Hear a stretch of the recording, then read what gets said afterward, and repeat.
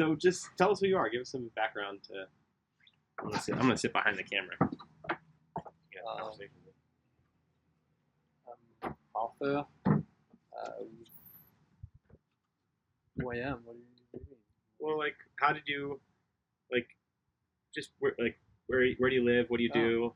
I'm Arthur. I live in San Francisco with my wife and 2 kids, and I'm in Banff. So you can see the mountain behind you. Going for the Tour Divide. So yeah, talk about the Tour Divide. What is it? The Tour Divide is a race.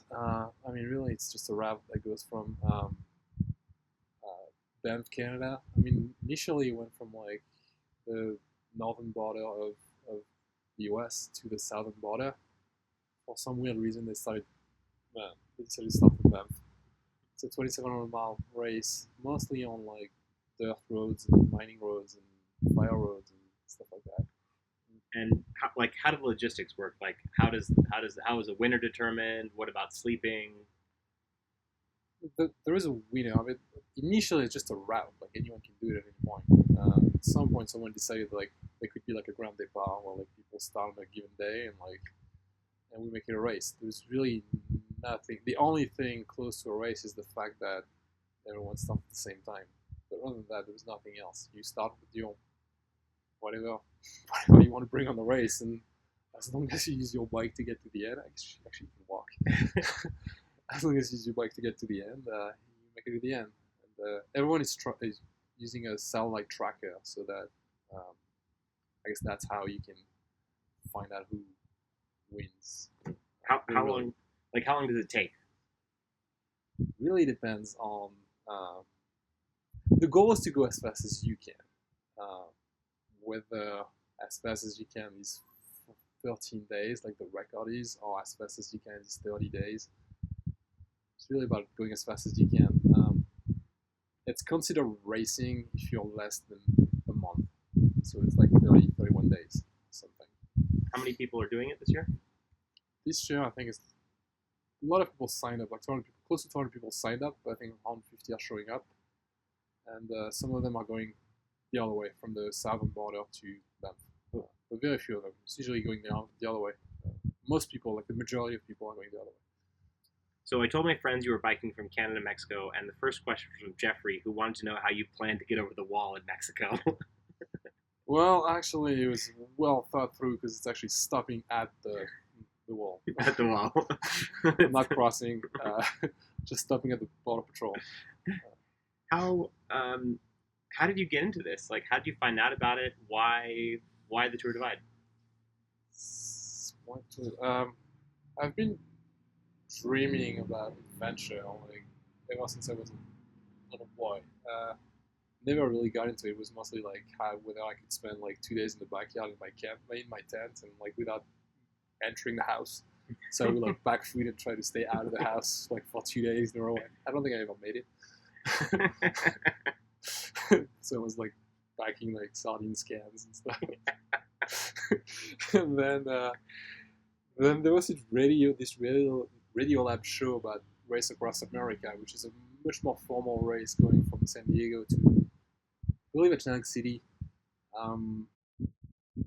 Like 6-7 years ago maybe, and I was like, oh, I'm gonna do Race Across America. But at that point it was more like I'll do it as a team, because you can do like 4 people, 6 people, whatever. That never happened. It was also super expensive and a lot of logistic and stuff. And it's on the road.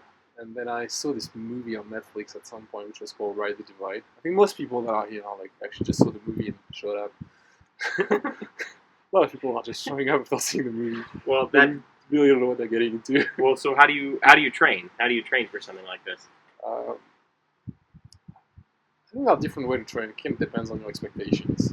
If you just want to get to the end, you really just need to be in like good shape, and then what they call like you ride into condition. Like you will maybe do like 15 miles, 60 miles the first day, or 90 miles, whatever. You go at your own pace, and then eventually like your body get used to it. If you wanna compete, then like you gotta start like fast right away. There is no like I'm gonna spend the first 3 days just chilling, and eventually I'm sure I'll get. Well, I guess specifically, how do you train? Like, how do I train? Yeah. I've got a coach. I've been training for like last 2 years, about like 20 hours a week. I guess between like 15 and 25 hours a week on the bike, uh, doing like alternating between volume, like high volume, which is like doing distance, I mean time, spending as much time as I could on the saddle, and power training to like get more power. It's all about like increasing your like the power at which you're comfortable. Like so if you're like if your max power can go up, then like your low power also goes up, and because you're not riding high power, you're riding low power, so it's all about like shifting the whole thing higher up. And then What's power? What does that mean? power is how much power you're putting onto the pedals, so you can measure that. There are power meters, so you can measure how much power output is coming from body. So all the training is based around that. You say like, oh, you're gonna spend 45 minutes at like power 300 or something, and then you do that. And like that, there's a whole. I mean, I have a coach because I have no idea what I'm doing, so I'm just follow the steps through. George wants to know about your gear. What equipment are you using? What about your bike? Like, how did you pick what to pack? Tires. I mean, how do you make that determination? It was a very long process. I switched bike last week. I've been riding the same bike because I attempted to divide last year and like made it like about 750 miles, 800 miles. I don't remember exactly, but to Butte, Montana, and I dropped that because of a knee issue. I couldn't really bend my knee anymore, which is really not convenient when you try to bike. So I was doing like the idea is like you want to minimize. I'm gonna tell you like the goal and what I did, which is absolutely not what it's supposed to be. But the goal is to get something that is like super solid and like you don't want to go with a sports car. You want to go with like a cheap something that won't break. So like you avoid suspensions, you avoid anything that could break. You avoid hydraulic brakes so they don't leak. You avoid all those things. But I was having knee issues again, so I went with my other bike, which is more comfortable, more fun, has suspensions, which is probably not as good. It's more fun though, and it's like my body will pay less of a toll along the way. So it's all about like self-supported. So you carry everything you need. So it's up to you to define what you're gonna need. Obviously, you're going through Canada, well, it could be in the low 30s or 20s to Mexico, or it could be in the hundreds. So you got to carry like a large spectrum of stuff that will work in all those conditions. You will go through thunderstorms, rain, cold, fog, everything. And so I carry. I've got a pretty light setup. I mean, I've got essentially my clothes in the back, a few stuff in there like toothbrush and some tools and things. And in the front, I've got what we call like a sleeping system, which is really just a sleeping bag with like an inflatable mattress. I mean, a tiny one, but a inflatable mattress and a BV, which is like something. Think of it as like a glorified trash bag that you put on top of your sleeping bag, so it doesn't get wet. It keeps the temperature in there. And then, and you need room for like carrying food. I'm gonna carry like a CamelBak for water and because usually like most people will have a bag like in the frame, but because of the suspension, I don't have that, and so I have to carry water on my back. But yeah, then it's like having a GPS so you can follow the line all the way down. So Jay wants to know, why do you do this? How did you get here? Jordan drove me. Why do you ride? Why I do this? I'm a little stubborn. I decided that I would do it before I knew what it was, and like 3 years ago, or 4 years ago, and since then I've been like finding out about what it means and like trying, and like I just want to do it. Like the whole process, like it's really hard. Like I was explaining to Jordan, like it's really hard to like the hardest part is like all the transitions, like going from like the real normal life to that. So that's about the first 2 days. Like it's like, what the hell am I doing here? It's 10 more miles is so far away.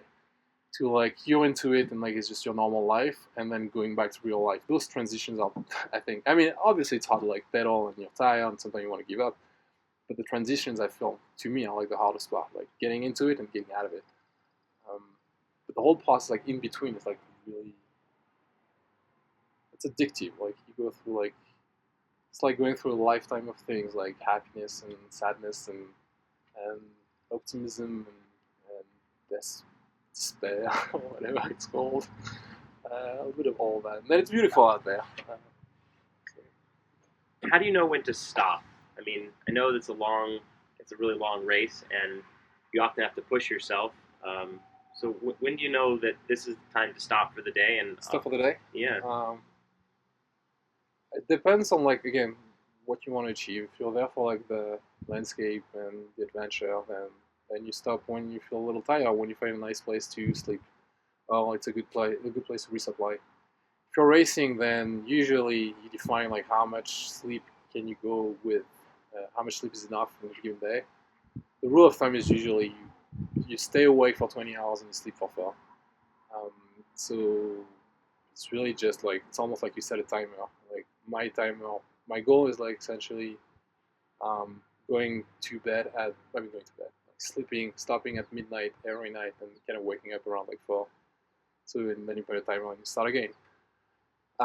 That's the most efficient way, but it's not the most convenient because like you may stop in between resupply points, and then obviously if you stop, you need more food and those kind of things.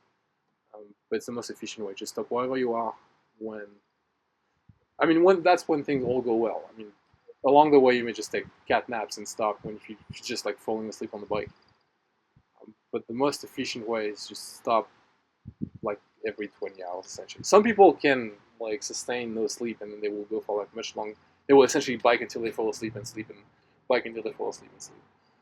But I'm not like that. I can't sustain I need some sleep. and what's your biggest fear right now? For this attempt, my biggest fear is to I've been having knee issues for the last month or so. So essentially having just a replay of last year and just like, or even worse, maybe it's just like bailing out after like a day or so because my knee doesn't hold. Um, it's a good thing and a bad thing because like it takes all my possessions and like I only think about that and not everything else that could happen. But at the same time, I think it's a real worry. It's a real concern. And tell me about how this year compares with last year. What's different?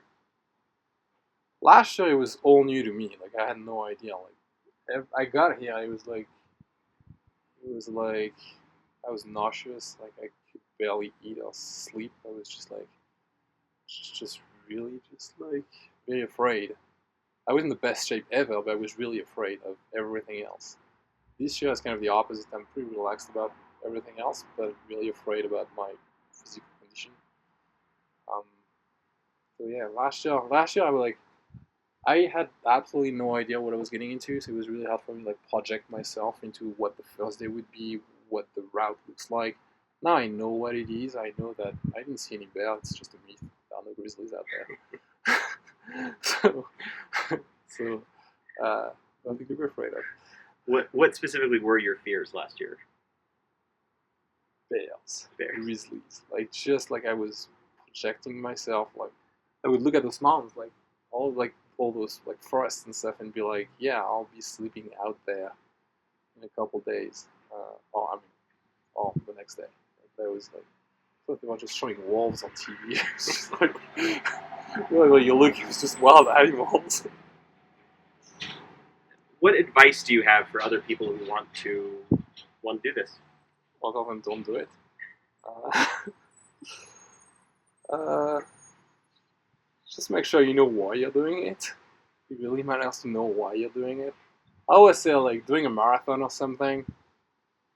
I mean, you can go for 4 or 5 hours, whatever your goal is, without for just like some Facebook likes and stuff like that. But it won't hold for 20 days. Like at some point you'll be like, screw Facebook. Like really, I'm doing this for myself. It's the beauty of this event. Like you get to the end and there's just no one, nothing.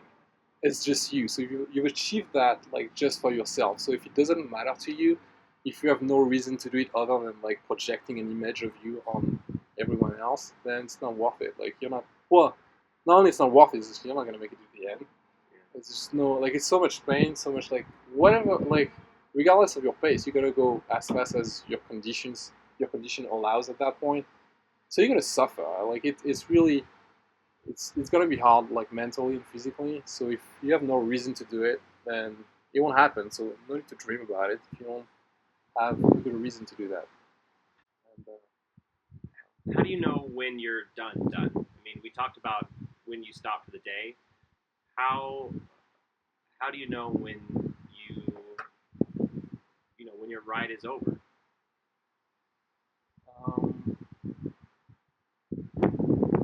well, it's hard to say. There are all those stories of people that are like in extreme pain and then suddenly it goes away. It's like your body is finally giving up. And it's like, yeah, just do whatever you want to do. Like I'll let you do that.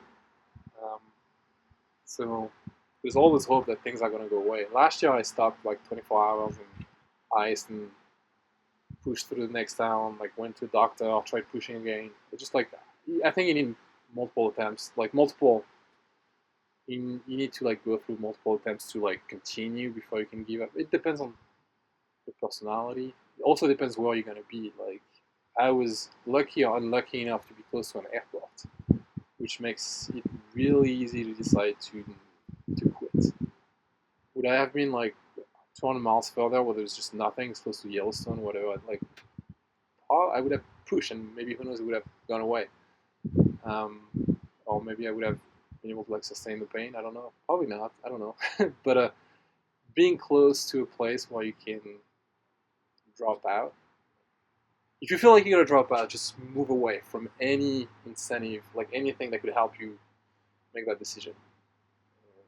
You're just gonna make sure. I was calling my friend at that point. It was just like I was calling like multiple times before I made a U-turn. I was making a U-turn every 15 minutes for like an hour and a half. I was like stopping, putting my bike to go the other way, go back to the airport, go back to town, and then I would be like, I'm actually gonna give it another try. And I kept doing that like for a couple hours.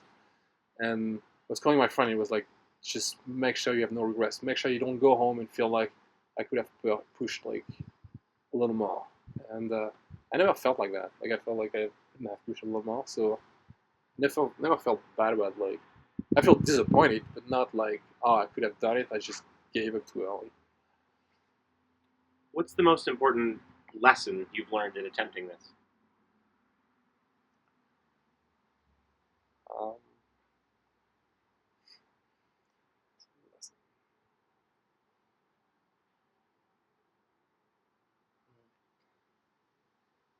that despite the fact that like if you give your best you're gonna achieve whatever you want, that's not true. I gave my best and it didn't work out. I've never worked so hard on something, so uh, I think it's a little bit of a shortcut. It's like you may have to give your best multiple times before you actually achieve what you want to achieve.